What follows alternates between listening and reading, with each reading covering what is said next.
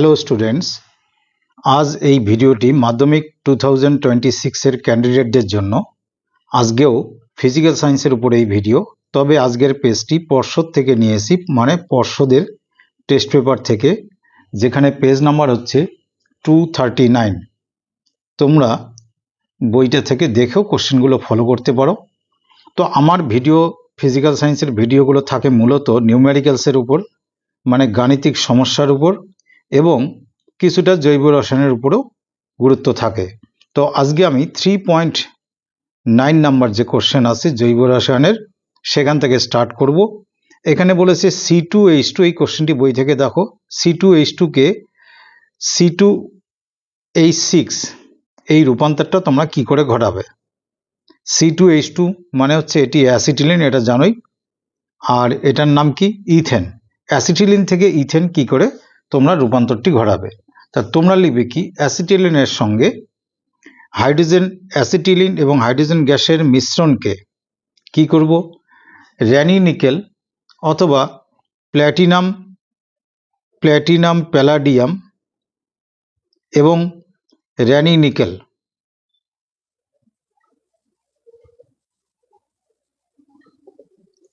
এই মিশ্রণটা উত্তপ্ত করলে অ্যাসিটিলিন থেকে আমরা ইথেন পাই। আর একটা হতে পারে কীরকম, 200 ডিগ্রি, এটা কিন্তু অথবা উপরেরটা বাদ দিয়ে এটাও হতে পারে 200 ডিগ্রি সেন্টিগ্রেড থেকে 300 ডিগ্রি সেন্টিগ্রেড উষ্ণতায় এটা হচ্ছে নিকেল চূর্ণ, এই সহ যদি উত্তপ্ত করা যায় তাহলে এই হাইড্রোজেনের সঙ্গে অ্যাসিটিলিনের বিক্রিয়ায় ইথেন তৈরি হয়। এখানে বিক্রিয়াটি কিন্তু মূলত দুটি স্টেপে ঘটে। প্রথমটি হচ্ছে যখন এর মধ্যে আমরা হাইড্রোজেন ইন্ট্রোডিউস করব বা হাইড্রোজেন ঢোকাবো, তখন C2H4 গঠিত হয়। এটা কিন্তু এখানে বিক্রিয়াটা থামে না, এখান থেকে আবার হাইড্রোজেন যে ঢুকছে আমাদের এই সব অনুঘটকের উপস্থিতিতে, তখন আবার সেই হাইড্রোজেন দ্বারা এটা এর সঙ্গে হাইড্রোজেন যুক্ত হয়, যে প্রসেসটার নাম হলো হাইড্রোজেনেশন, তখন আমাদের ইথেন তৈরি হয়। তাহলে মূলত বিক্রিয়াটি দুটো স্টেপে ঘটে।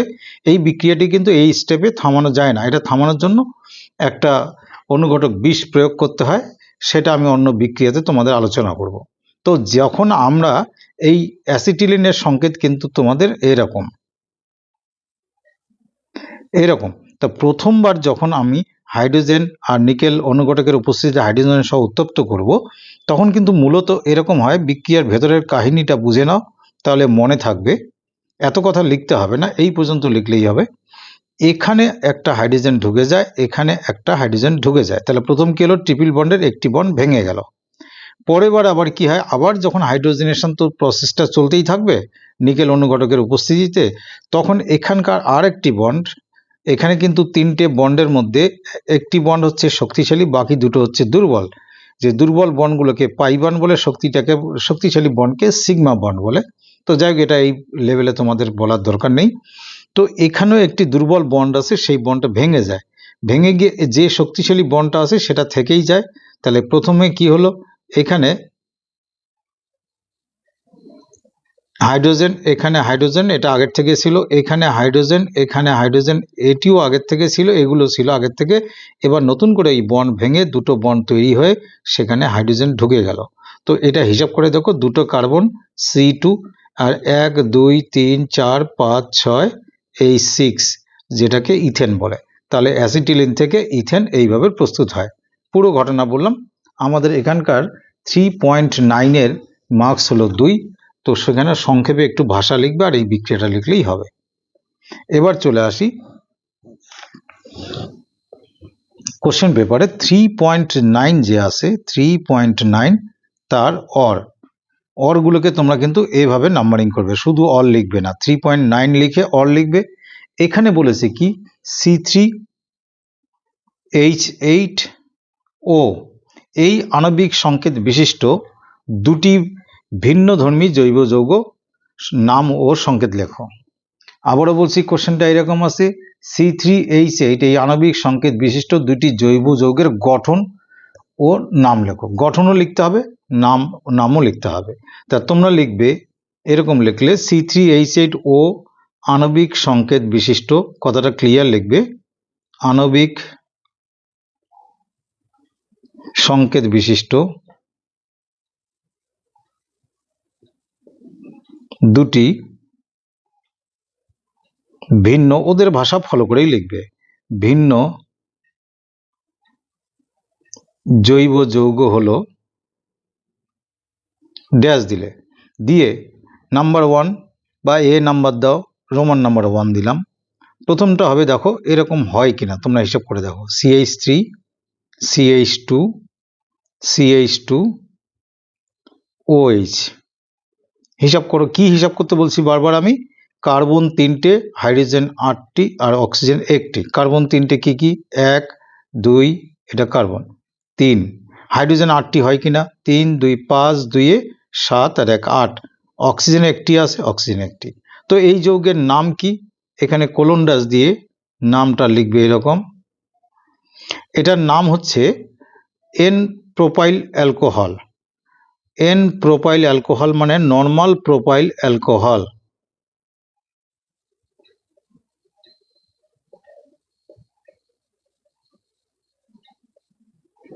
আচ্ছা, তাহলে 2 নম্বর যৌগটা কি হবে, এরকমই হবে, একটু চিন্তা করে দেখো, এখানে কিন্তু তখন লিখেছি CH2, এবার লিখলাম না, CH লিখলাম, আর এখানে লিখলাম CH3, অর্থাৎ এখানকার একটি হাইড্রোজেনকে ডান দিকে সরিয়ে দিলাম।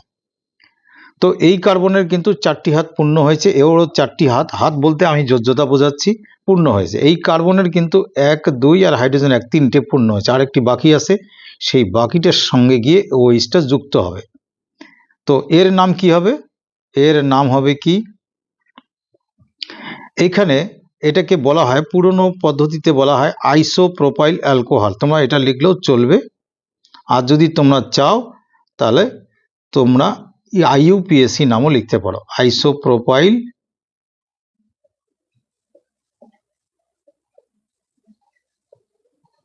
IUPACর ক্ষেত্রে আমি তোমাদের বলে দিই, এটাকে 1 নম্বর করবে, এটা 2 নম্বর দেবে, এটা 3 নম্বর লিখবে। তাহলে 2 নম্বরে অল আছে, তাহলে প্রোপান টু অল এরকম লিখে দিতে। IUPAC নামটা তাহলে কি হবে, প্রোপান। প্রোপান কেন, 3টে কার্বন থাকলে প্রপ হয়, তাই লিখবে কি, প্রোপান -2 অল বা 2 প্রোপানল। আর এটারও IUPAC নাম তোমরা একটু ভেবে লিখে দিও বা একটু প্র্যাকটিস করবে। এইবার আমি কোশ্চেন পেপারে আসি তোমাদের একটু নেক্সট কোশ্চেন বলার জন্য। এবার আমরা গ্রুপ ডিতে ঢুকে যাব, যে গ্রুপ ডি এর কোশ্চেনগুলোতে মার্কস থাকে 3 করে। এখানে 4.2তে দেখো অপেক্ষাকৃত একটু বড় অঙ্ক আছে, কি বলছে আমি এখান থেকে একটু পড়ার চেষ্টা করছি। 4.48 লিটার অ্যামোনিয়া তৈরি করতে কি পরিমাণ অ্যামোনিয়াম ক্লোরাইডের সঙ্গে চুন মিশিয়ে উত্তপ্ত করতে হবে, যেখানে নাইট্রোজেন বলা আছে 14, হাইড্রোজেন 1, ক্লোরিন 35.5। যদিও এই পারমাণবিক গুরুত্বগুলো তোমরা মুখস্থ রাখবে। তাহলে কত লিটার অ্যামোনিয়া আমার লাগবে, 4.48 লিটার অ্যামোনিয়া তৈরি করতে কি পরিমাণ অ্যামোনিয়াম ক্লোরাইড লাগবে। তাহলে অ্যামোনিয়াম ক্লোরাইডের থেকে অ্যামোনিয়া প্রস্তুত করার সমীকরণটি কি, তাহলে এই কোশ্চেনটির নাম্বারিং হচ্ছে কি 4.2। তো তোমরা এখানে লিখবে একটা কথা এভাবে, এখানে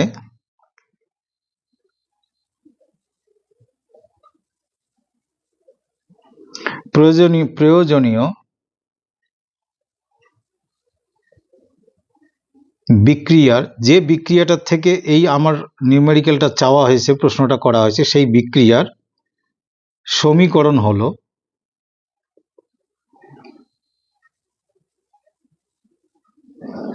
সমীকরণটা কিন্তু ব্যালেন্স সহ লিখতে হবে। আমরা যখন গাণিতিক সমস্যার সমাধান করব তখন কিন্তু ব্যালেন্স সহ লিখব। তো অ্যামোনিয়া প্রস্তুতির সমীকরণ তোমাদের জানা আছে, প্রথম ছিল 2NH4Cl প্লাস চুন বলতে ক্যালসিয়াম অক্সাইড, একটা কলিচন্দীয় বিক্রিয়া আছে, এখানে যে চুনই ব্যবহার করো তাতে ডিফারেন্স কিছু হবে না।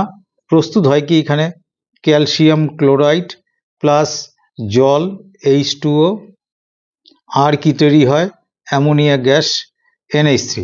তো এখানে অ্যামোনিয়া, যেহেতু এখানে N দুটো আছে, তাই এখানকার ব্যালেন্সও কিন্তু 2 হবে। এবার সম্পর্ক কার মধ্যে কার চেয়েছে, অ্যামোনিয়াম ক্লোরাইডের সঙ্গে অ্যামোনিয়ার সম্পর্ক চেয়েছে।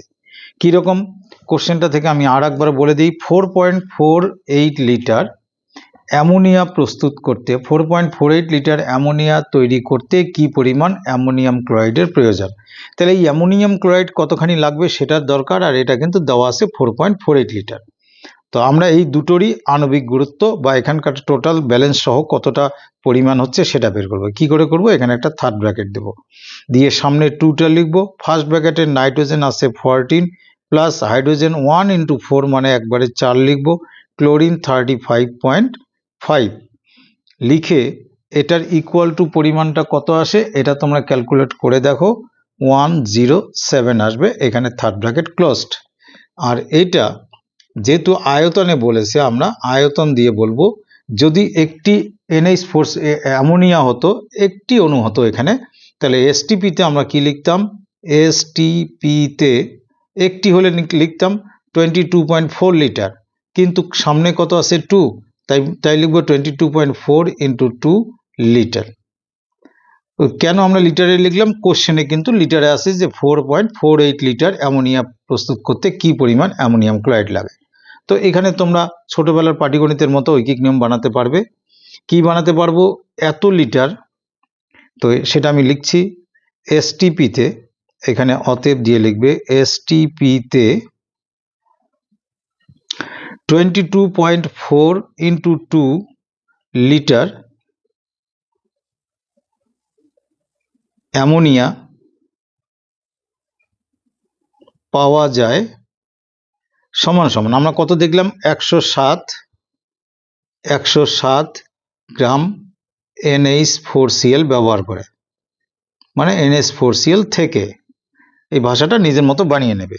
অতএব STP-তে যদি বলি 1 লিটার অ্যামোনিয়া পাওয়া যাবে কত গ্রাম NH4Cl থেকে, তাহলে আমরা লিখব 107 বাই 22.4 × 2 গ্রাম, এই জিটা অবশ্যই লিখবে অ্যামোনিয়াম ক্লোরাইড থেকে।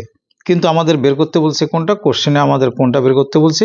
এই পরিমাণটা বের করতে বলছে, তাই আমি লিখছি। তাহলে অতএব STP-তে আমরা পরিমাণটা কত লিখব? 4.48 লিটার অ্যামোনিয়া পাওয়া যায়। ক্লিয়ার করে এখানে ক্যালকুলেশনটা করব। কীরকম?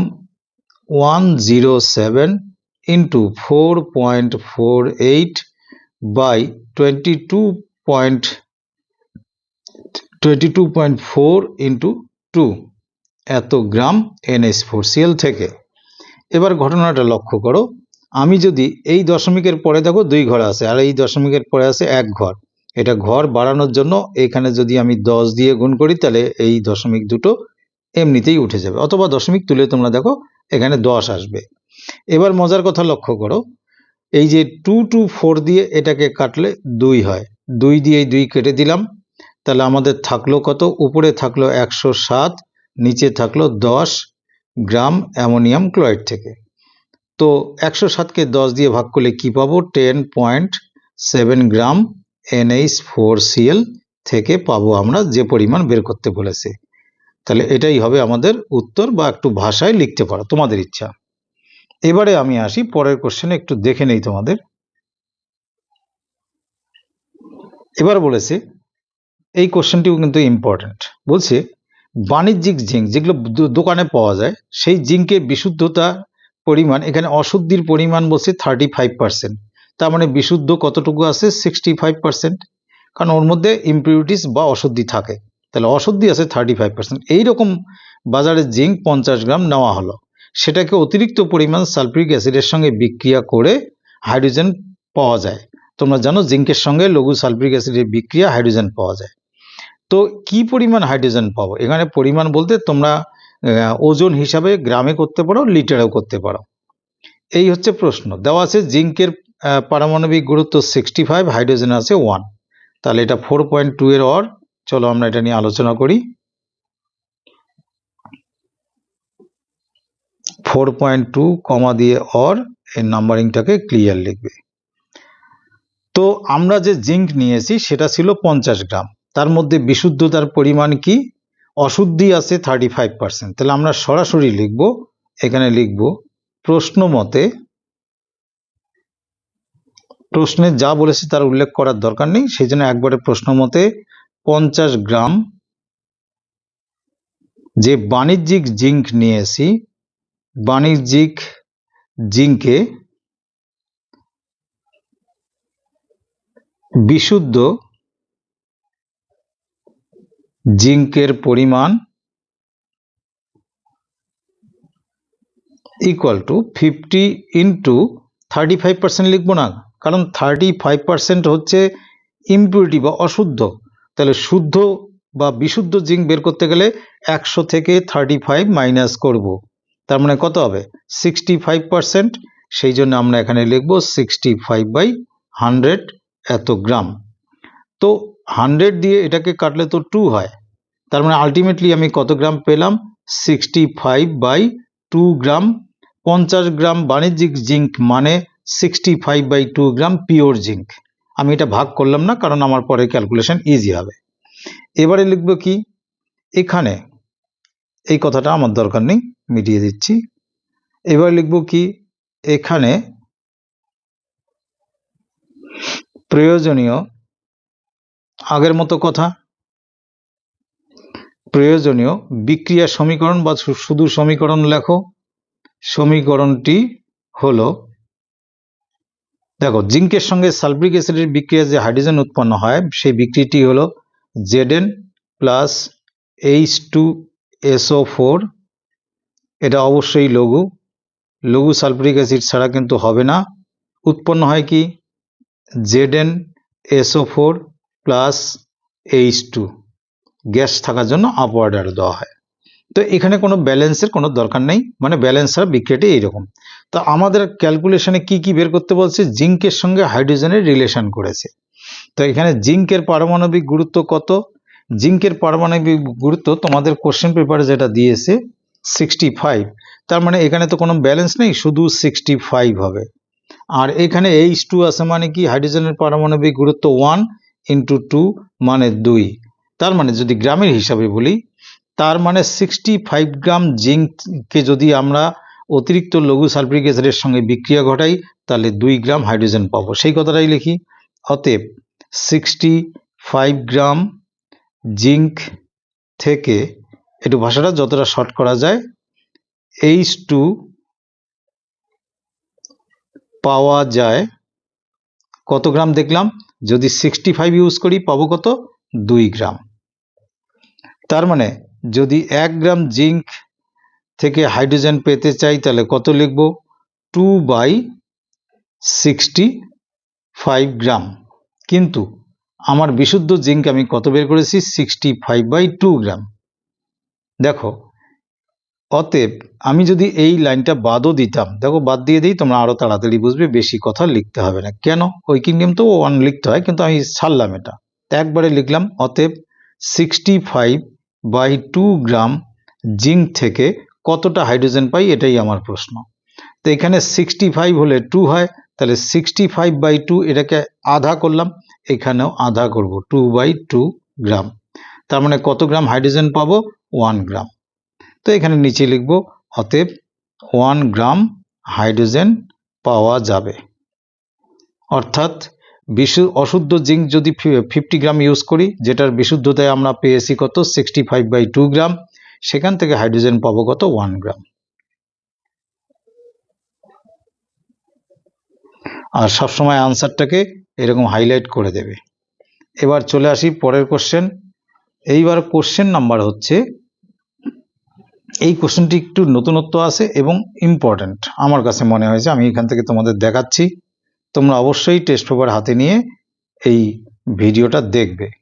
কি বলা আছে 4.3-তে, দেখো 4.3-তে বলছে কি, তাপ পরিবহন ও তড়িৎ পরিবহনের মধ্যে দুটি সাদৃশ্য উল্লেখ করো। তো এই প্রশ্নোত্তর কাজটা তো তোমরা নিজে করতে পারবে, আমার নিউমেরিক্যাল কাজ কি। পরে কোশ্চেন, কোনো কঠিন পদার্থের আয়তন প্রসারণ গুণাঙ্ক হচ্ছে 18 × 10⁻⁻6 ডিগ্রি সেন্টিগ্রেড টু দি পাওয়ার -1 হলে এর ক্ষেত্র প্রসারণ গুণাঙ্ক কত। তাহলে আসে কি, আয়তন প্রসারণ গুণাঙ্ক বের করতে হবে কি, ওই একই কঠিন পদার্থের ক্ষেত্র প্রসারণ গুণাঙ্ক। দেখো আমরা একটা এই আয়তন প্রসারণ গুণাঙ্কের 3 ধরনের আয়তন প্রসারণ গুণাঙ্কের মধ্যে একটা সম্পর্ক জানি। কি সম্পর্ক, 4.3 বলছি আমি।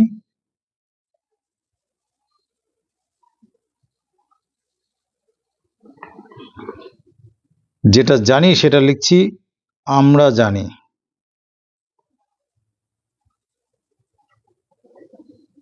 Alpha equal to beta by 2 equal to gamma by 3। এটা প্রমাণও করা যায়, কিন্তু প্রমাণ তোমাদের লেভেলে নেই। যেখানে আলফা হচ্ছে দৈর্ঘ্য প্রসারণ গুণাঙ্ক, বিটা হচ্ছে ক্ষেত্র প্রসারণ গুণাঙ্ক, আর গামা হচ্ছে কি আয়তন প্রসারণ গুণাঙ্ক। সংক্ষেপে লিখলাম, কথাটা লিখে দিতে হয়। কিন্তু আমাদের দৈর্ঘ্য প্রসারণ গুণাঙ্ক নিয়ে কোনো কোশ্চেন নেই। কোশ্চেনে বলেছে দেওয়া আছে আয়তন প্রসারণ গুণাঙ্ক, বের করতে হবে ক্ষেত্র প্রসারণ গুণাঙ্ক। তাহলে এইটুকু অংশ লাগবে। তা আমরা এখানে লিখব, অতএব যেটুকু লাগবে সেটা লিখি, কি beta by 2 equal to gamma by 3। এখানে গামার মানটা দেওয়া আছে কি, এখানে আয়তন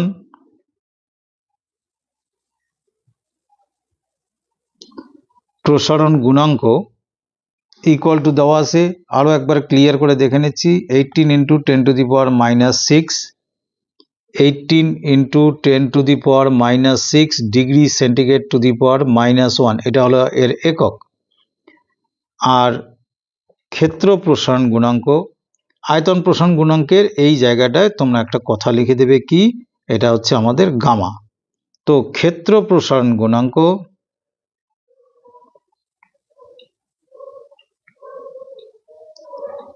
যেটা হচ্ছে কি বিটা, এটা আমাদের বের করতে হবে। দেখো এই সমীকরণে তাহলে কি লিখবো, অতএব বিটা বিটাই থাক, তার নিচে 2 দিলাম, ইকুয়াল টু আলফার জায়গায় গামার জায়গায় আমি কি লিখবো, এটা 18 into 10 to the power minus 6 degree C to the power minus 1 by কত আছে 3 দিয়ে যদি 18কে কাটি 6 হয়।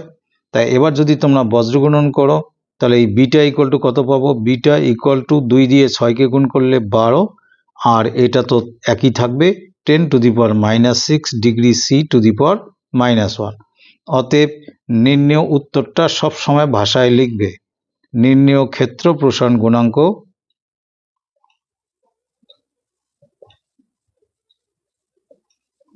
নির্ণেয় কেন, যেটা নির্ণয় করতে বলছে, কত পেলাম 18 না 12 into 10 to the power minus 6 degree C to the power minus 1।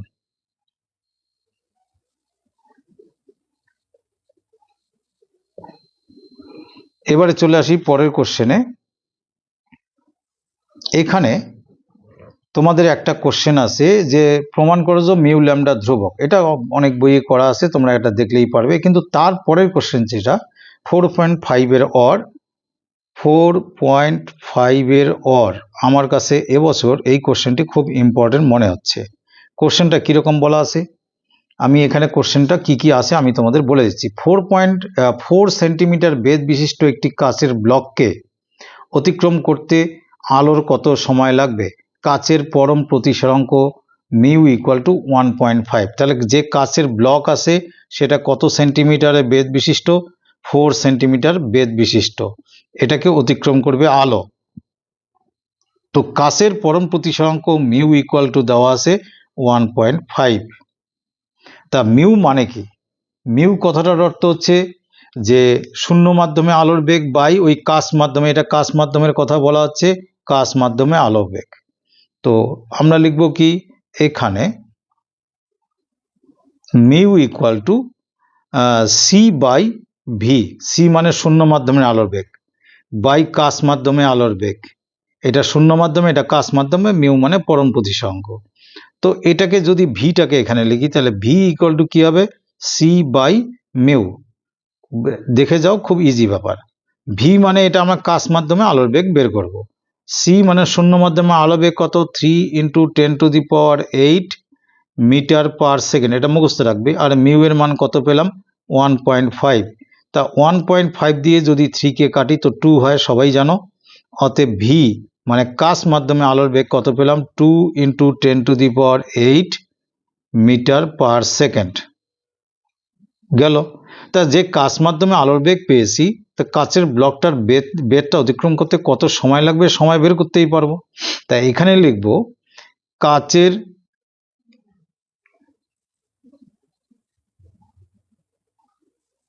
কাচের ব্লকটির বেধ, এই কথাটি লেখার কারণ আছে, বেধ ইকুয়াল টু 4 সেন্টিমিটার। এখানে একক দেখো বেগের সময় আছে মিটার, তা 4 সেন্টিমিটারকে যদি মিটার করি তাহলে 4/100 কি লিখব মিটার।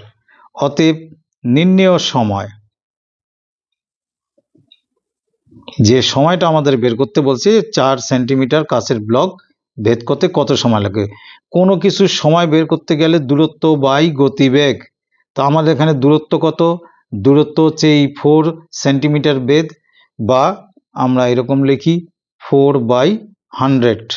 এই দূরত্বটা অতিক্রম করবে কোন বেগ দিয়ে, এটা দিয়ে। কি বেগ আছে 2 × 10⁸। তো এটা আমরা সময় বের করব, এককটা কি হবে তাহলে এখানে সেকেন্ড। তো এবার চলে আসো ক্যালকুলেশনটা কিভাবে করব। এই যে 4/100 মানে মূলত এটা 4 আর নিচে 100, আর আগের থেকে নিচে কি আছে 2 × 10⁸, এত কি আসলো সেকেন্ড। তো তোমরা 2 দিয়ে 4কে কাটলে তো 2 হয় জানোই। তো নিচে কি কি থাকলো, উপরে থাকছে আমার 2, নিচে এখানে দুটো শূন্য, এখানে 8টা শূন্য। এই যে 10⁸ মানে 8, 8 আর 2 কত হলো 10⁻10 সেকেন্ড। তো নিচে তো 10 আমরা রাখবো না, রাখবো কোথায়, উপরে নেব। উপরে নিলে কি লিখবো 2 × 10⁻, এই 10টা পাওয়ারটা কি হবে -10 সেকেন্ড। তাহলে এতটা সময় লাগবে কাচের ওই ব্লকটি ভেদ করতে। কোন আলোর কথা বলা আছে, যে আলো নিয়ে এখানে আলোচনা করা হচ্ছে বা আলোর কথা বলা আছে।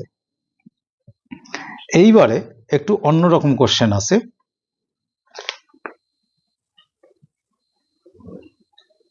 সেটা হচ্ছে 4.7। ব্যাপারটা কি রকম,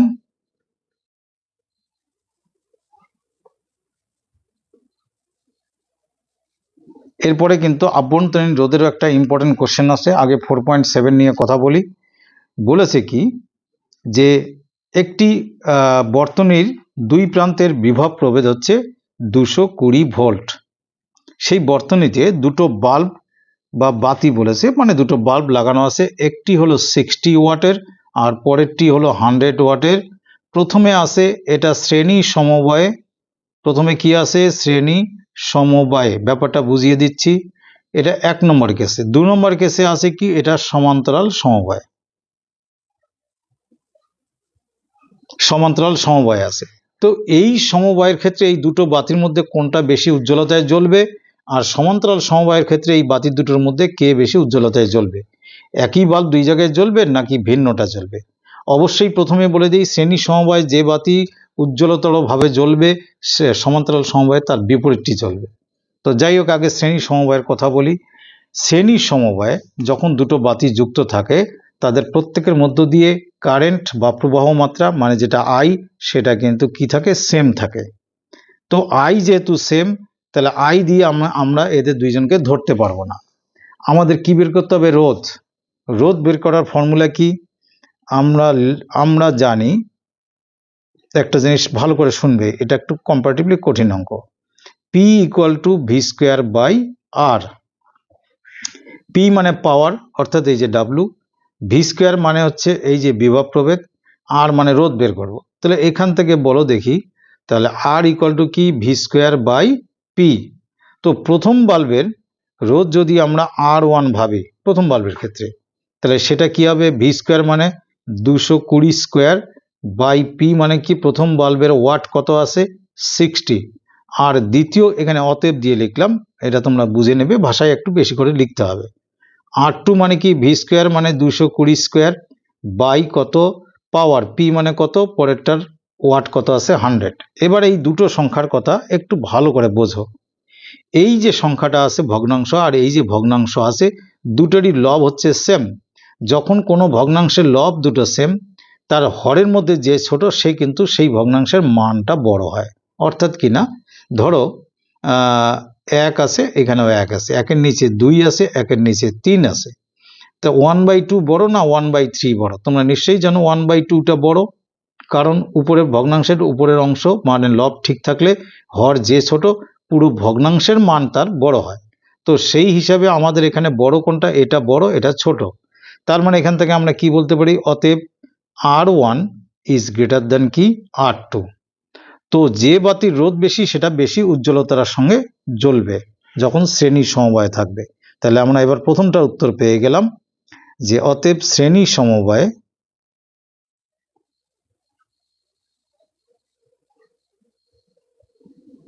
60 ওয়াট এর বাতিটি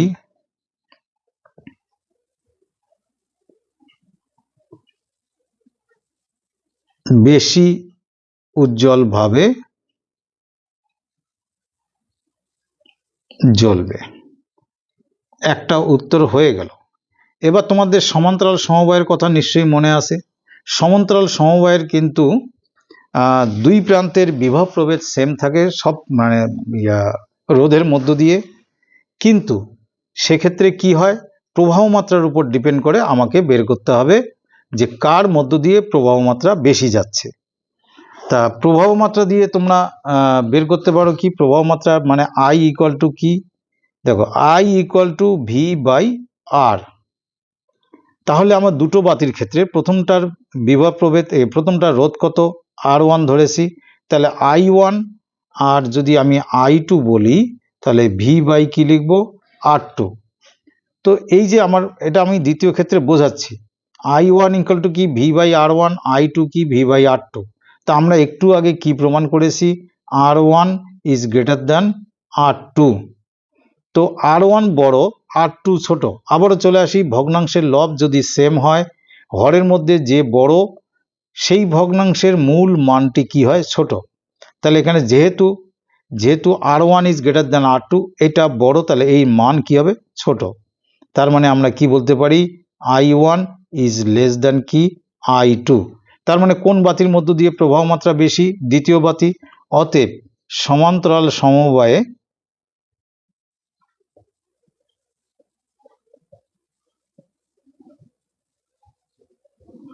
যুক্ত থাকে যদি সমান্তরাল সমবায়ে দ্বিতীয় বাতিটি মানে 100 ওয়াটের বাতিটি অপেক্ষাকৃত বা সংখ্যালঘু বেশি উজ্জ্বলভাবে জ্বলবে।